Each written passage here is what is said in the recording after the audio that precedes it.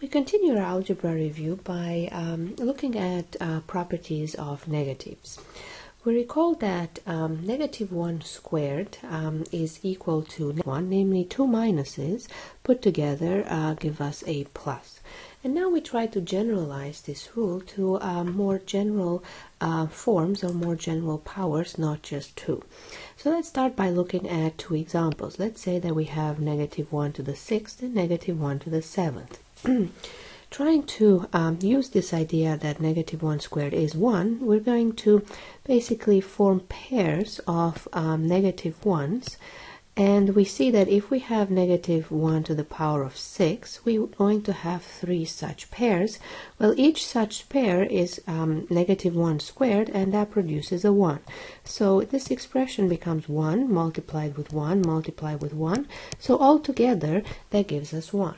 And in fact, we realize that if we're dealing with an even power, we're always going to have the same answer, namely negative 1 to the nth will give us 1 if we're dealing with n, a power that happens to be an even number. On the other hand, if we're dealing with an odd number, well, we can write negative 1 to the 7th as negative 1 to the 6th, namely we combine the an even number of the negative ones, and we have the leftover negative 1 that remains.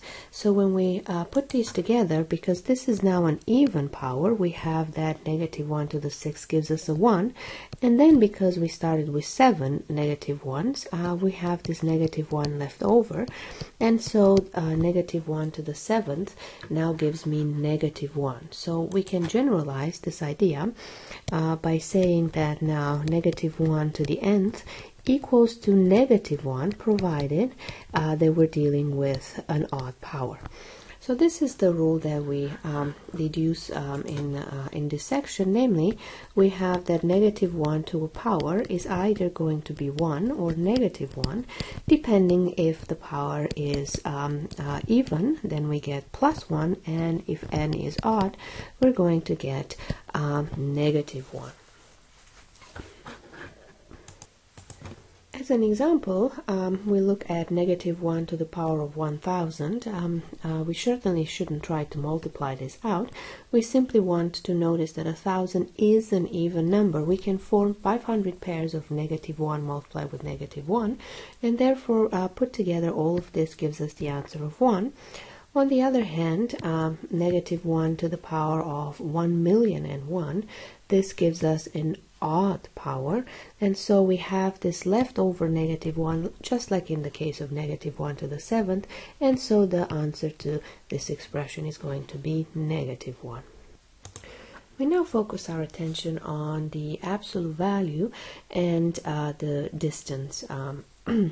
We define the absolute value of a given real number a, and we write the symbol absolute value of a as the distance from this number a to 0 on the real line.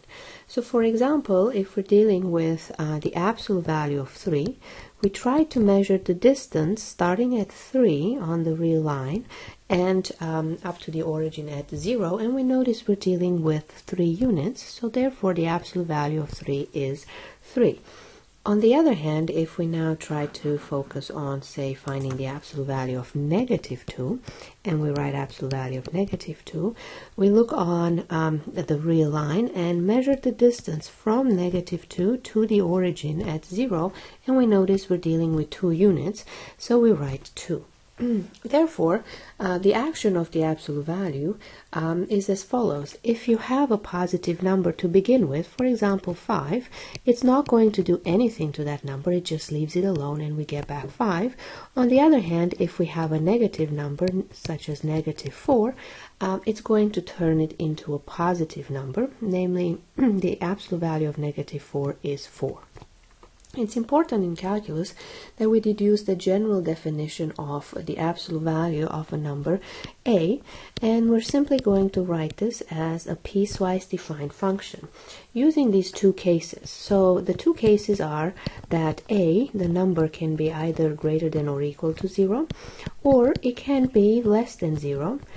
0 can be included in either case, but just for simplicity we include it in the positive case.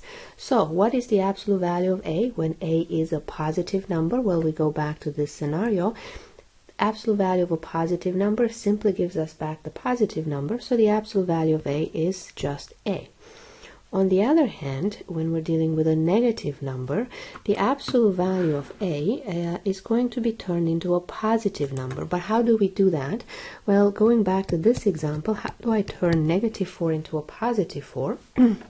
Well, we can multiply it by another negative, and then the minus and the minus cancel out, and we simply get positive 4. So what we need to do here is simply record this negative in front of the a, and thus the absolute value of a, by putting the extra minus here, turns negative a now into, in fact, a positive number. So let's look at a couple of examples using this. So again, we're going to try to practice this particular definition. So let's see, what is the absolute value of negative 3 minus 2? Well, you cannot distribute the absolute value over addition or subtraction, but in this case we can simply combine these numbers together. We get the absolute value of negative 5, and the absolute value of negative 5 is turned into a positive number, and that gives us back just 5. How about the absolute value of negative 5 minus the absolute value of 2? Well, we're first going to try to deal with the two separate absolute values. So the absolute value of negative 5, that's going to be turned into a positive number by just writing 5, and a minus, the absolute value does not act on that minus, it simply acts on the 2. The absolute value of 2 is just 2, so 5 minus 2 simply gives us back 3. Similarly, let's say the absolute value of 6 minus 7. Again, we want to combine the inside number, and we get the absolute value of negative 1, which equals to 1. And finally, one more example, the absolute value of negative 1 plus the absolute value of negative 9. The absolute value is going to turn both numbers into positive, so I will have 1 plus 9, which gives me back the number 10. Now, to really understand this definition, which again we're going to use in calculus when we compute limits, I'm going to give you another example, namely, let's say the absolute value of 3 minus pi. Now, unlike the other cases where we could combine, say, the negative 3 with the negative 2 into a negative 5 and then use the definition of the absolute value, here the 3 and the negative pi cannot be combined any further unless we want some sort of an approximation and we want to keep the answer exact. So what we really need to do here is use the definition. And to understand the definition, we need to think about the two cases. The idea of the absolute value is as follows. If you're dealing with a positive number, if when I look inside the absolute value, this is going to be a positive number, then all the absolute value does, it gives me back the same number. However, if I'm dealing with a negative number, then what I need to do is put a minus in front of my number, and that's the way I get rid of the absolute value. So all we need to do is decide whether 3 minus pi is a positive or a negative number. Well, pi is approximately 3.14, so when I take it away out of 3, this gives me a negative number. So for that reason, I'm dealing with a negative number. I'm in this scenario. So what I need to do to get rid of the absolute value is put a minus in front of the entire number 3 minus pi, and that gives me the answer negative 3 plus pi, or if we want to write it simpler, pi minus 3, either way.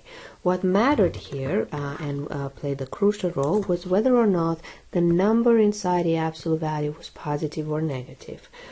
That determined whether I put a minus in front of it or simply copied the number. And another example, let's look at the absolute value of pi minus 4.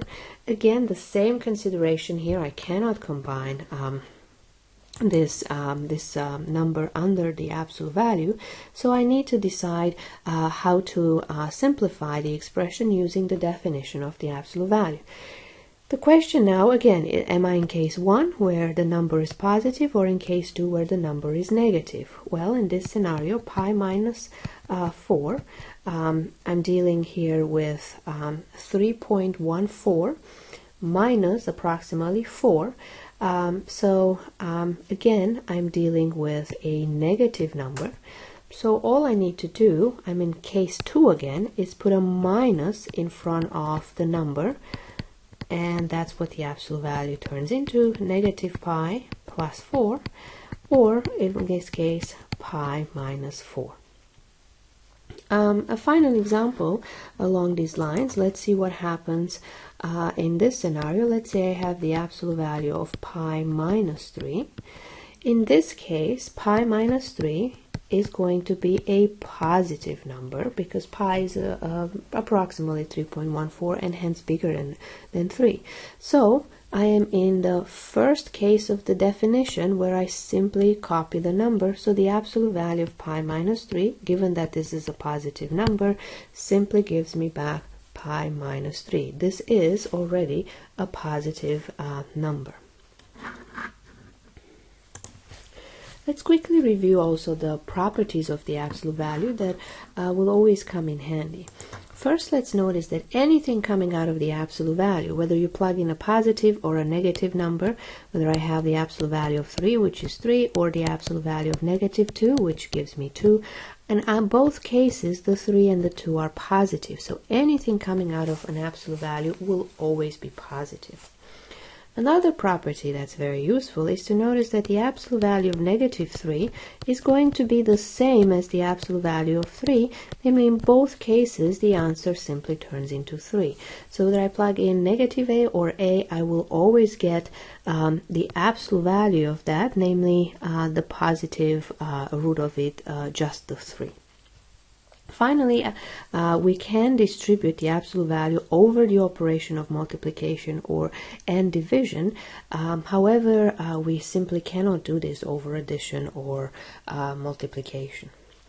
Finally, as an exercise to better understand the absolute value, we go back to this idea that anything coming out of the absolute value is always going to be positive, and we want to be careful that in the definition of the absolute value, that negative a does not really represent a negative number as we might think based on that minus, but in fact a positive number. So here let's look at some example. Is negative a greater